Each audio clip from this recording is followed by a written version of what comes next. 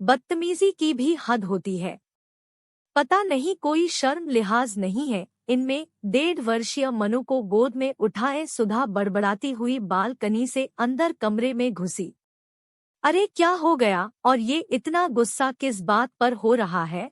मोहन ने अपनी पत्नी सुधा का तमतमाया चेहरा देख पूछा। वो सामने वाली सोसाइटी में दूसरी मंजिल पर कोने का फ्लैट है ना, उसकी बालकनी में से एक बूढ़ा खूसट कई दिनों से मुझे घूर रहा है।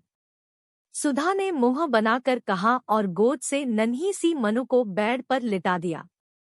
ये बात सुनकर मोहन ने बाहर बालकनी में जाकर देखा। सामने वाली सोसाइटी में एक सफेद दाढ़ी वाला बूढ़ा अपनी बालकनी में टहलता हुआ दिखाई दिया। लगता है कोई नया परिवार अभी हाल में ही आया है। मोहन अंदर कमरे में जाकर सुधा से कहा, जो मनु को थपकियां देकर सुलाने का प्रयास कर रही थी। यही कोई 15-20 दिन पहले ही आए हैं, पर मुझे बालकनी में सिवाय उस बूढ़े के कोई और कभी नहीं दिखाई दिया। जब देखो कभी कुर्सी डालकर बैठा मिलेगा तो कभी टहलता हुआ, मगर नजरें इधर हमारी बालकनी पर ही गड़ाए रखेगा। बूढ़ा खूसट, अपनी सफेद बालों का अपनी उम्र का भी ख्याल नहीं है। सुधा लगातार बड़बड़ा रही थी। इन फ्लैटों में बूढ़े बेचारे भी क्या करे, बस बालकनी में थोड़ा टहल लिया या बैठकर धूप सेंक ली। तुम बेकार ही बेचारे पर गुस्सा हो रही हो। मोहन ने हंसते हुए सुधा को समझाने का प्रयास किया।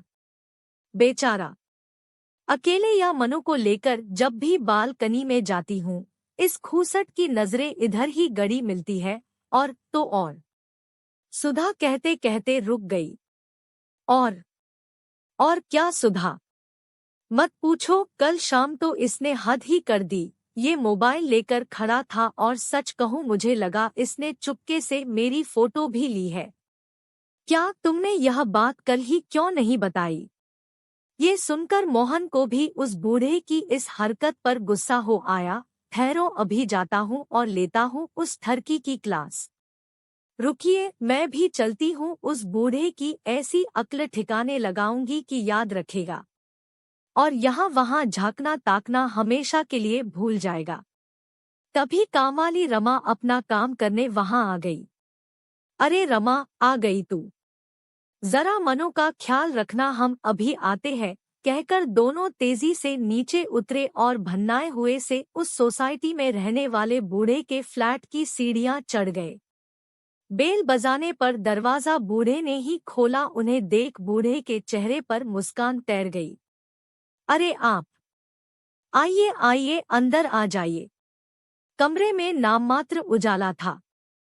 दीवार से लगे एक दीवान पर कोई लेटा था। दीवान की बगल में 2 कुर्सियां और 2 मोड़े रखे थे। इससे पहले मोहन या सुधा कुछ कह पाते, एक अस्पष्ट सा स्त्री स्वर कमरे में उभरा, जिसके शब्द मोहन और सुधा समझ नहीं पाए। बूढ़े ने कमरे की लाइट जला दी। कमरे की हर चीज साफ साफ दिखने लगी। ये पूछ रही है कि कौन आया है, पिछले 1 साल से इसे लकवा है, बेड पर ही रहती है, कहते हुए बूढ़ा बुढ़िया के करीब सिरहाने की तरफ बैठ गया।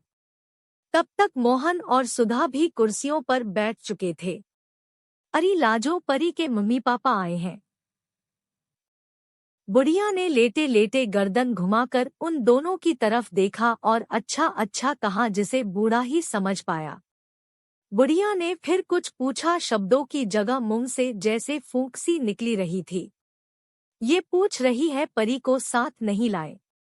सुधा और मोहन ने एक दूजे की ओर देखा पर बोले नहीं। कल मैंने आपकी बेटी की फोटो मोबाइल पर इसे दिखाई तो बहुत खुश हुई, बोली ये तो बिल्कुल अपनी परी जैसी है। बूढ़े ने भीगी हुई पलकों को साफ करते हुए कहा और फिर बूढ़े ने बगल वाली दीवार की ओर इशारा करते हुए कहा, ये है हमारी परी। दीवार पर एक जोड़ा 2-2.5 साल की बच्ची को उठाए मुस्करा रहा था। ये आपके बहू बेटा और पोती। सुधा के मुंह से बमुश्किल ये शब्द निकले। हाँ हाँ, बिल्कुल ठीक पहचाना बिटिया, बूढ़े ने चहक कर कहा, है ना हमारी परी आपकी बिटिया की तरह। बूढ़े का चेहरा खिला हुआ था। मगर क्या ये अब आपके साथ नहीं रहते? मोहन ने चुप्पी तोड़ते हुए पूछा। इस पर बूढ़े का खिला हुआ चेहरा एकदम से मुरझा गया, उसकी आंखें भीग गई। बेटा, अब ये तीनों वहां चले गए जहां से कोई लौटकर नहीं आता। मतलब? सुधा और मोहन एक साथ बोले।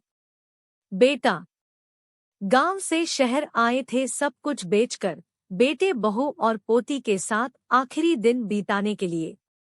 मगर ईश्वर को ना जाने क्या मंजूर है, पहले तुम्हारी आंटी को लकवा और फिर एक एक्सीडेंट में बेटा बहू और हमारी परी। हमने सब कुछ खो दिया।